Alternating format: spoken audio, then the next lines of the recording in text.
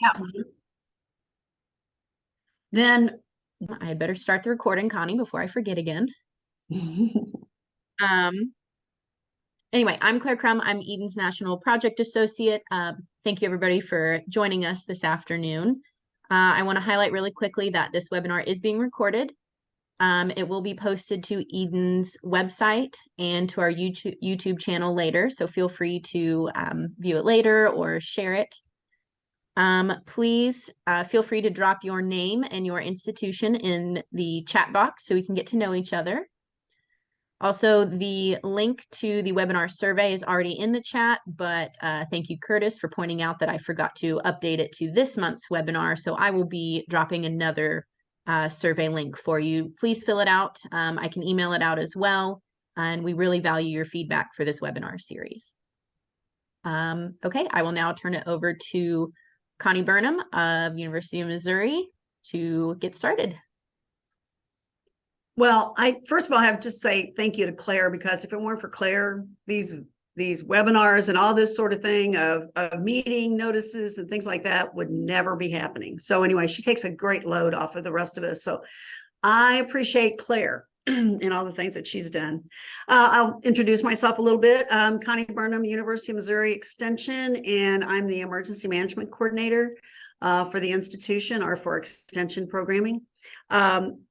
My background is very extensive in emergency management. I worked for the state emergency management agency in Missouri for about 8 years, and I was their exercise development program manager, and I dealt a lot with the New Madrid because we were always doing a lot of exercises.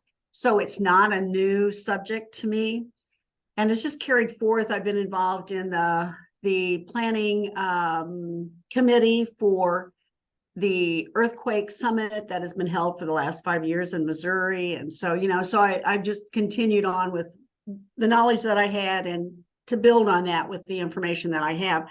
And then I did a proposal a couple of years ago for a grant that we were awarded. And a lot of the information that I pulled together for that, I was able to use for this. So nothing went to waste. My experience or the information that I pulled together. So hopefully this information it's really basic things, but I hope that it's helpful to you and that you're able to get something out of it. If you want the PowerPoint, you can let me know, or, Claire, if she can give it out or whatever, but that's okay. You can contact me. My contact information is the end of this webinar. So, okay, without further ado, let's get a little bit more information about the New Madrid, what to expect from today's webinar.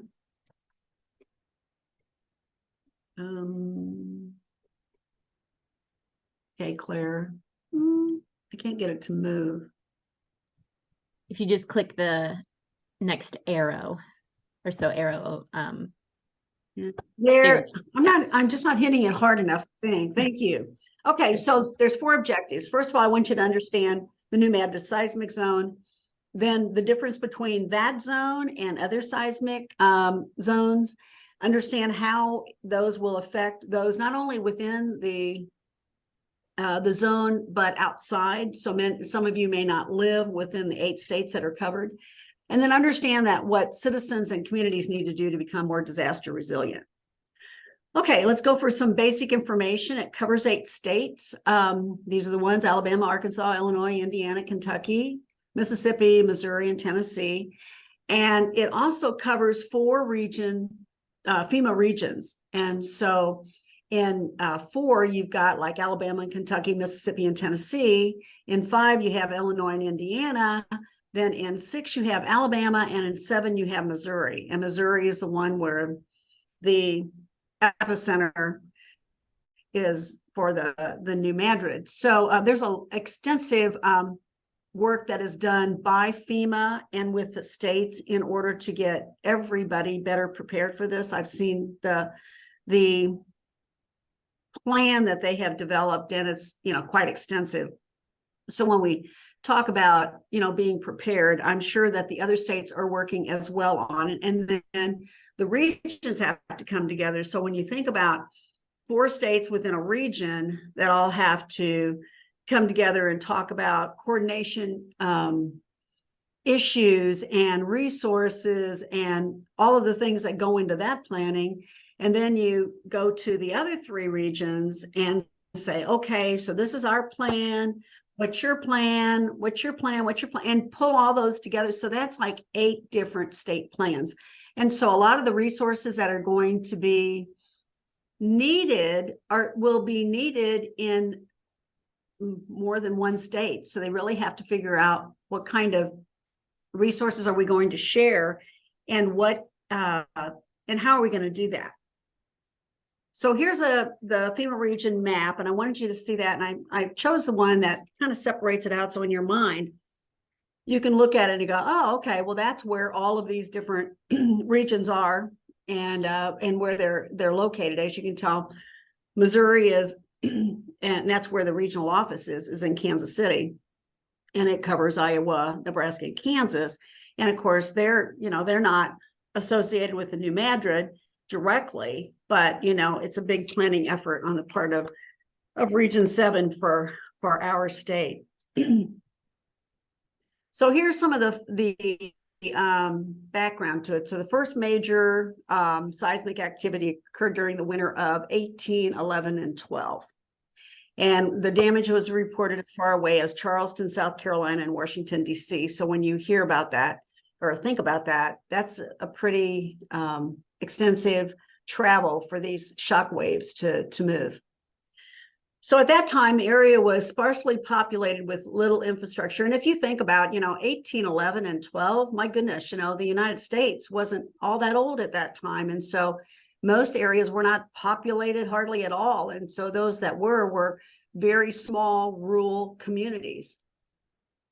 Today, that same area is home to more than 43 million citizens. So all of a sudden you go from sparsely populated to 43 million citizens. And that leaves a lot to consider when you're doing planning.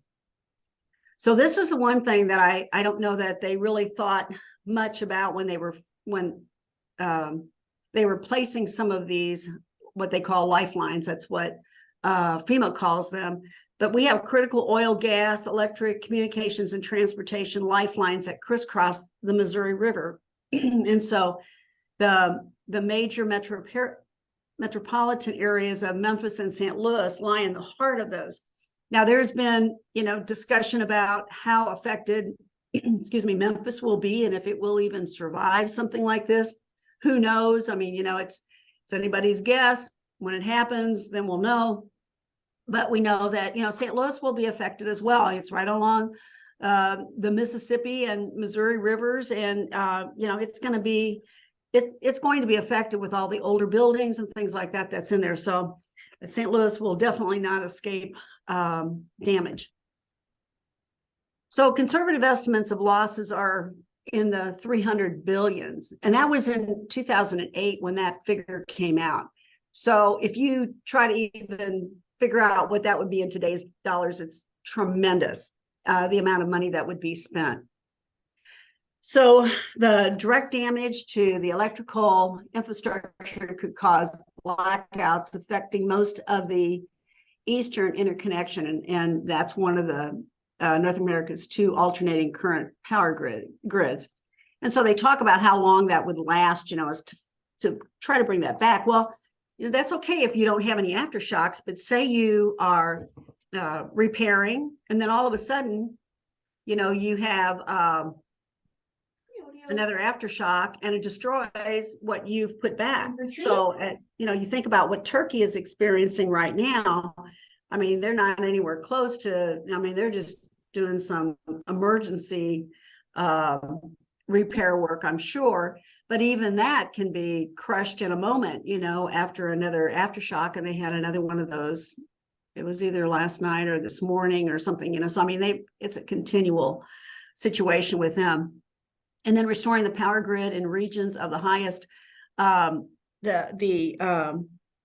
ground shaking intensity would take months. So again, that was from 2007. So what does that mean in today's time frame? And we also look at, there's new, we've broadband is, wires, and so it can be it's going to be part of this whole grid situation and what we have, and all of the new places that have been opened up and expanded. I mean, more people born, more people living in places.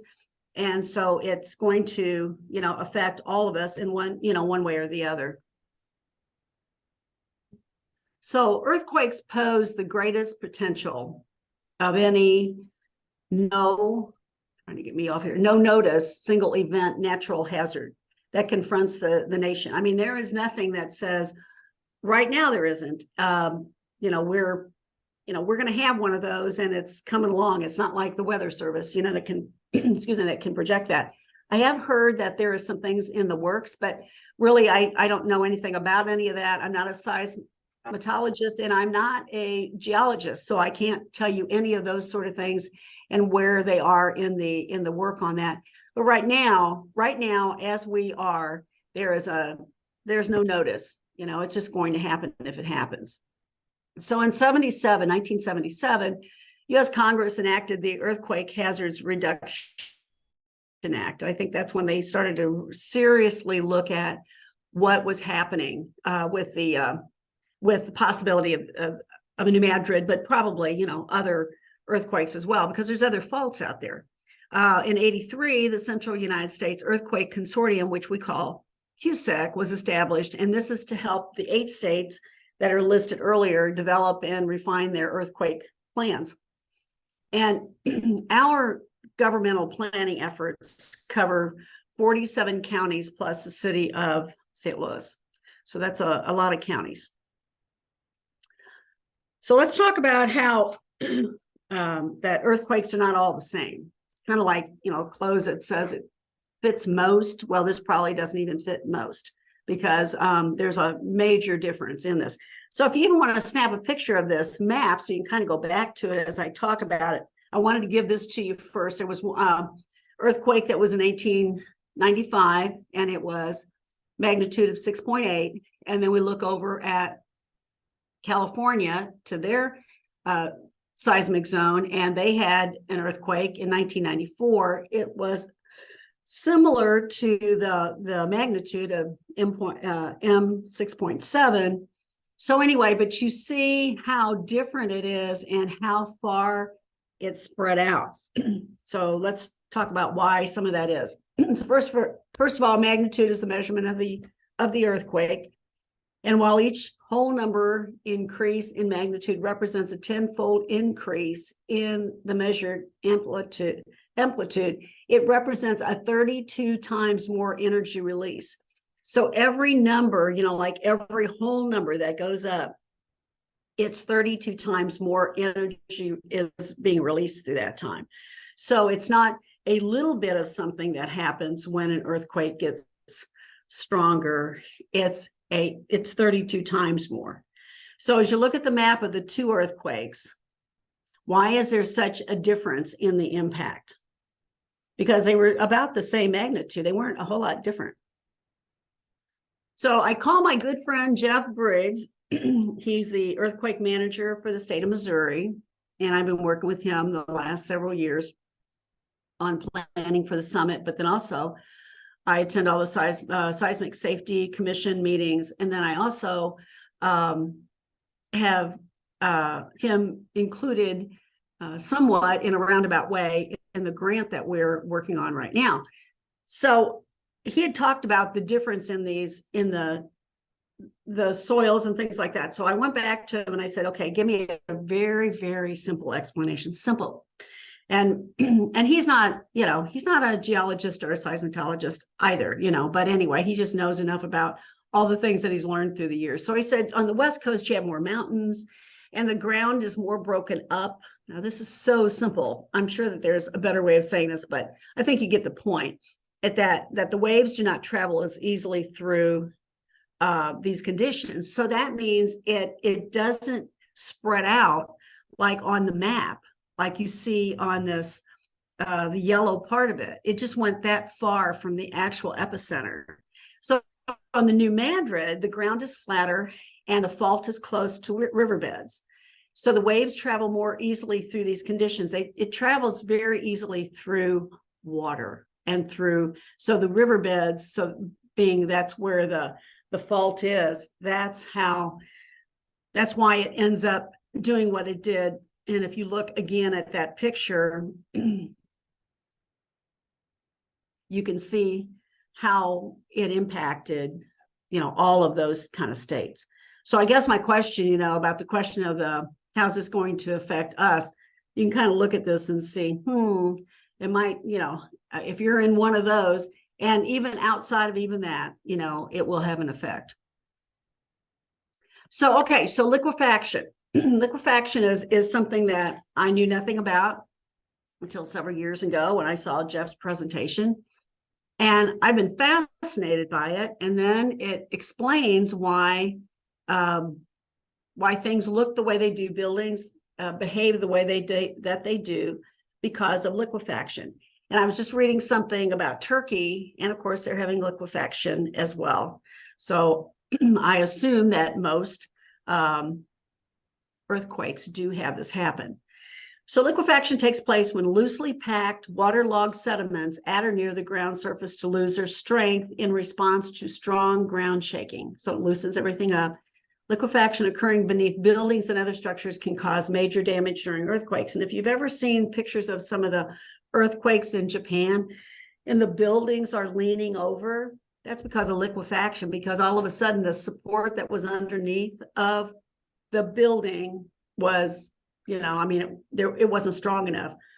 And so the sand, loosened up.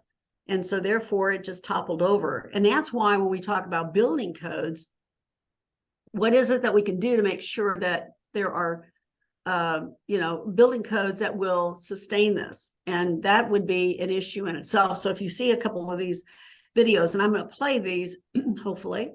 So, and Claire's going to rescue me if I can't get back to wherever I need to. But anyway, the first one is about, it's got a wheelbarrow full of the ground that was removed from the Christchurch in New Zealand. New Zealand.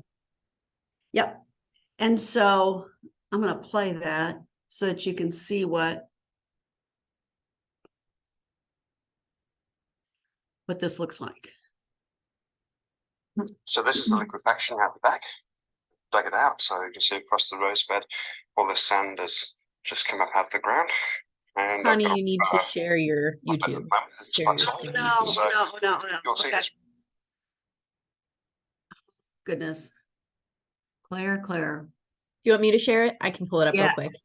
Gotcha. If you would, that would be perfect. Thank you. Sure.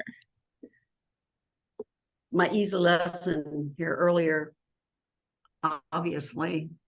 Okay, here we go.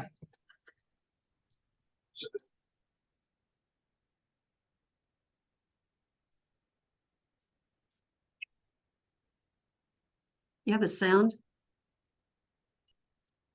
Oh, you're going.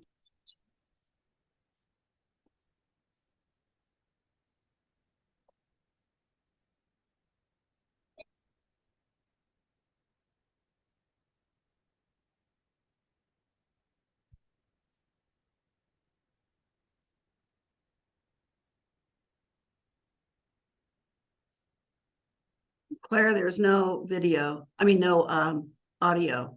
Oh.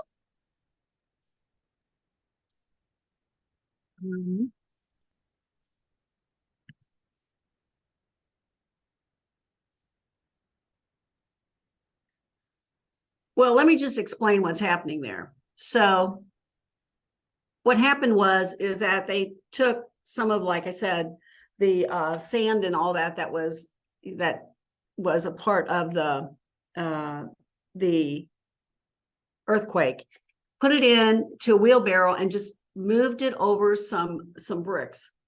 And it showed you how the water came up through all of that. And that was and that's what loosens everything, if you don't have, so if that's coming up, then you don't have the support, that you need in order. So that was pretty amazing to me when I saw that video, and it's in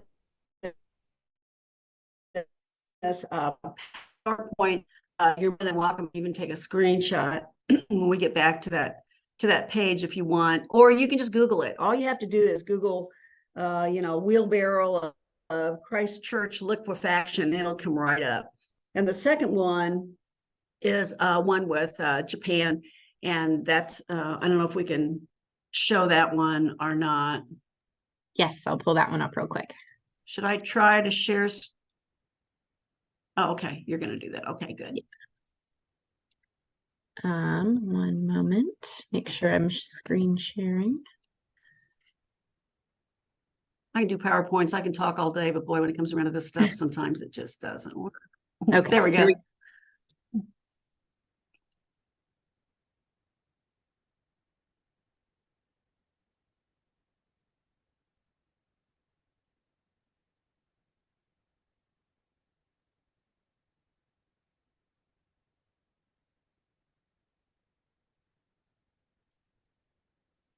So this is just, the streets that are just opening up and the water is coming out of them.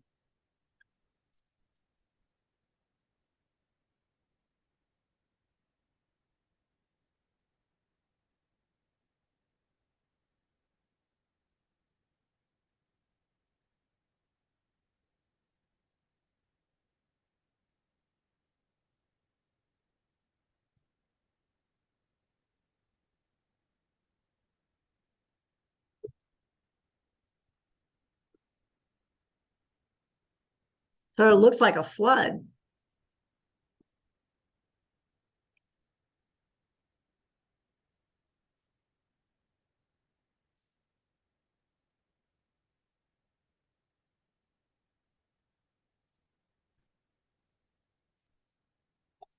And people are just kind of like standing there, just like, oh, it's no big deal. But I think it'd be frightening to me if I were standing right next to something like that was happening. Cars driving through it. It's like, well, this is not just water. This means something broke. So you're driving over. It's kind of like driving through a flooded road. You don't know what's underneath.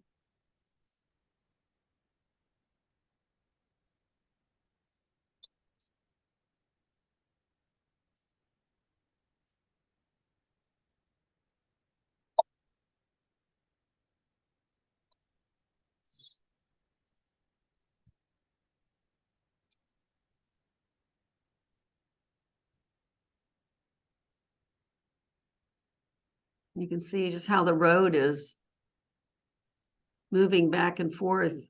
And again, somebody standing that close.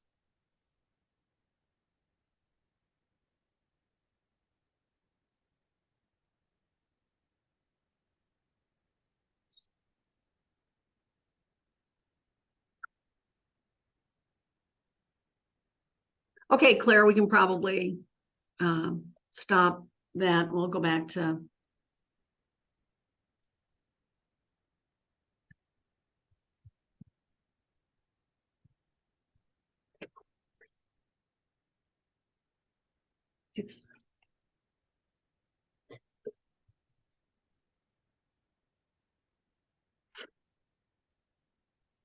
Okay. So anyway, you can look those up and and find more, I'm sure, but at least it gives you an idea about what liquefaction actually looks like, and what it can do.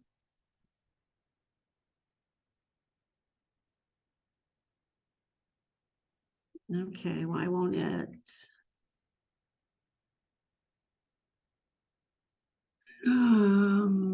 Claire, hitting the button is not working to try to advance this. Yeah, it should be able to just hit the arrow. There and we yep, go. There we go. I don't know why it does that. When I ask her, then all of a sudden it works, right? Okay, let's see here. Okay, so when you think about, so what does the effect of a new Madrid have on you? So first of all, as I mentioned before, all these lifelines that crisscross the Mississippi River. And, so you think about all of these, what does that mean to me, or where do I live? I don't know enough about all the infrastructure of all of that. I'm not an authority on gas lines and oil and electric, but it makes sense that all of these are part of a huge system. And when one thing is, one part of this affected, the other one, will be as well. I've talked to and been in on presentations by like the railroad. Well, the railroad says, if there's a kind of like a bump in the road, basically, that they need to get around, they can change the routes of the train system. Yeah, that's true. But you don't know how far those train tracks have been impacted from the whatever has been, how far those shock waves have gone and how much of that has been disturbed. So yeah, you may say, well, we'll be able to divert around that, but you don't know that for how that's going to work. When we talk about all the communications, all the electrical lines that go through, everything that we have, it may just, we may look at, okay, well, it just even affects this part of the United States. But when you look at that map and you think about what that does, and it'll affect the supply chain, our medical systems, education, transportation systems, power grids. Years ago, they finally said, you know what? This is considered to be a national security threat because first of all, because you've put a lot of things out of commission. And so that's a very vulnerable time for any kind of a country to try to figure out, how are we going to try to get this going and that going, and the best plans in the world. And I'm not saying that they don't have them. I know that the Department of Transportation for Missouri, they work on this all the time. They are right on it. I'm sure that every other state that's dealing with this is the same way, and others that are not even affected directly by it are looking at how does this whole transportation system look like across the whole United States. But the other thing is, we're also would be directing all of our attention to rebuilding this and not paying attention to maybe something else. Turkey and Syria probably the same way, but we hear more about Turkey, about, how this is, what they're doing. Well, they're in survival mode right now, trying to figure out how to, even pull people out, or trying to start kind of getting things moved aside so that they can even figure out what's going on and what they need to repair. So, I think we can all agree that there's going to be a lot of issues. On the bridges, we always think about bridges collapsing. Well, that's going to be one of the first things that our transportation system, and I'm sure yours will too, would check, how stable are they? But sometimes it's not necessarily the bridges that are going to be a problem. It's going to be the bridge approaches that will not be there. So, you can say, bridge is still standing, but, you can't get over it because, again, that's going to be one of the first things that they'll check and make sure that it's safe for people to be on there. So consider that this is we're not going to know about this in advance kind of situation. You could be actually just crossing the bridge, getting onto the bridge, and this happens. So it's a pretty scary situation when we think about what it could actually look like. So what can we do to get people ready for disaster? So in 2021, we submitted a USDA NIFA special needs grant, and it was to help communities to become more resilient by the development of a disaster preparedness toolkit. And this includes everybody that's outside of government. So it's not, because we know when government takes care of themselves, and we don't want, we're not going to say, oh, hey, you need to do this instead. That is what they need to be doing. We just need to support whatever what they're coming up with. But we do know that there's a lot, probably most citizens, lots of businesses, schools, faith-based organizations, nonprofits, everybody out there is probably underprepared for this. And, when you live in these areas, it's kind of, it's like living in an area that is affected by flooding or tornadoes or, winter storms. You just go, okay, well, that's just the way it is. And you just move on. Well, you need to move on, but you also need to be prepared. And we see that there's lack of preparedness for that. So, and I just want to give a shout out to Eden because they gave a support letter for this special needs grant. We do appreciate that.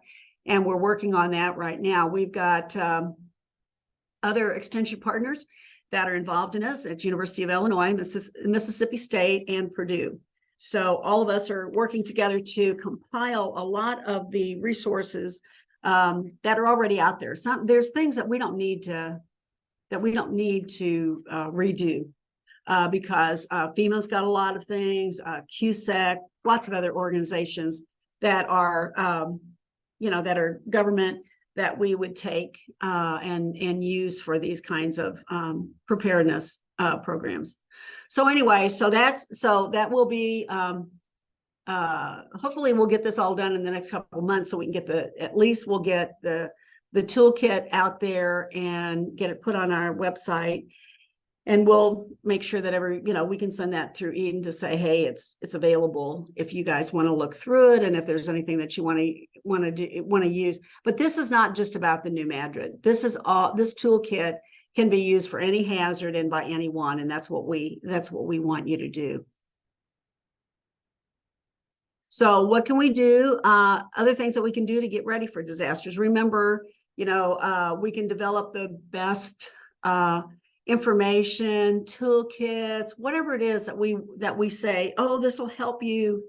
But if we never get that information out there, it doesn't make any difference. We have spent way more time working on something and might be a complete waste of time. So we need to find a way of getting information about this toolkit or other emergency planning tools to your citizens and your businesses and all that sort of thing. And that is the second part of one of the objectives for this grant is what kind of methodology, what are we going to use? How are we going to get that information out? So anyway, we're working on that as well. And a lot of the programming that you do right now, you could develop some introductory slides regarding some really basic emergency management and how citizens can become more resilient. And you could put that into your programming. So as you're going about and you say, hey, I want you to stop for a moment because we have like a special announcement to make or whatever, so that you can say, this is really, really important. And we're trying to spread the word. So no matter what kind of programming, we're doing right now, we want to make sure that all of you are safe and that you can become better disaster resilient in your communities and in your homes and that sort of thing. So anyway, so those are some of the things that I think that all of us need to be doing. So my final slide is remember FEMA's whole community concept, preparedness as a shared responsibility. It calls for the involvement of everyone, not just the government, in preparedness efforts. By working together, everyone can keep the nation safe from harm and help keep it resilient when struck by hazards such as natural disasters, acts of terrorism, and pandemics. And then my last one is the information in case you want to get hold of me. And if you want to take a snapshot of that, you can find me, or you can find me through the Eden website for sure, because I'm the point of contact for Missouri. And I want to say thank you for your time this morning. I know there's a lot of people that are busy with lots of other things going on, and that taking the time for this morning, I think, I hope was helpful to you. Any questions? I didn't even look to see what kind of questions were in the chat. Is there anything, Claire? Nope, nothing in the chat. I was monitoring that one. Okay. All right.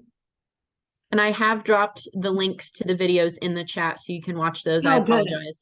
Oh, thanks. Thank you. Yeah, I was going to say videos inside of a PowerPoint are always an issue. And then especially when you do them through Zoom and you're not nearly as smart about all that and as other people are. So anyway, thank you. And Claire, again, thank you for your help this morning. But do I have any questions out there or comments? It doesn't even have to be a question, just a comment. Was it helpful? Was any of this information helpful to you? Connie, this is Angie. I have to be honest that watching those videos, I think I of course, knew there would be water, Yeah. and especially with Florida. I mean, we're surrounded by it, but Right. that was really eye-opening. I'll be honest. Yeah. It was really interesting to see. And it's also very interesting to see the people that were standing right next to it. That's what it's like, as I was watching this morning, I thought, you're standing right there. Do you not realize that could just break open right there, and all of a sudden you're down below somewhere, you know? So yeah. Yeah, that looked right. It's like the people that go see waves during during hurricanes. So. Yeah, you've got the same thing going there, just a different hazard. But I mean, I'll be honest, like I was like, oh my gosh, look at that amount of water. So that was definitely something that I did not know. So thank you for sharing those links. Definitely. Yeah, I was gonna say, Jeff Briggs, I think that's probably what got me most, I mean, I didn't, years ago when I was working with the National Guard and with FEMA and all them on these exercises and stuff, we never had anything like that we showed ever. You know, it was just in your mind what could possibly happen. We were just thinking about that buildings were going to be tumbling down. And until Jeff, about maybe 3-4 years ago, when he came up with those videos, and to see that, I went, oh, this puts that all into a whole different perspective than it was before. Before it was like, yeah, they're going to crumble down, but now you know why that they lose support is because of that. So anyway, hey Jim, how are you? Good. I'd like to add a footnote to the comment you just made. Mm-hmm. So unless USGS has changed this, we happen to sit on the world's largest liquefaction field. Oh, wow. We also happen to be the breadbasket for